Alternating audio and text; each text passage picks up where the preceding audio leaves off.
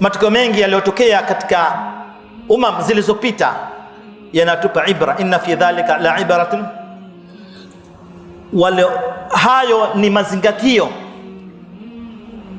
liman yakhsha, kwa mwenye kuogopa. Twasikia, sio tusoma katika Qur'an Karim visa mbalimbali ambavyo vimepita kwa waliokuwa na nguvu zaidi. Leo nani hao jamaa wanatesa watu, wanaona wana nguvu, wanaona nini? Hawa si chochote, hawana chochote hao. Walikuwa kwa majabali bwana. Alikuwa mtu ana mita 60, binadamu ana mita 60 kwa juu, anainua jabali. Wewe nani? Wewe unatesa watu? Wewe nani unafanya watu dunia nzima waghururika kwa ajili ya ubabe wako? Utakufa na utaondoka na utadhalilishwa na Allah subhanahu wa ta'ala.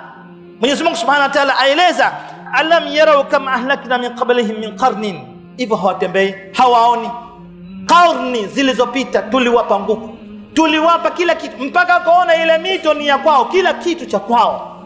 Lakini Mwenyezi Mungu subhanahu wa ta'ala asema akawaangamiza kutokana na dhambi zao, kutokana na tagha yao waliopindukia mipaka. Mwenyezi Mungu akaleta qaumun akharin, kaumu nyingine kabisa.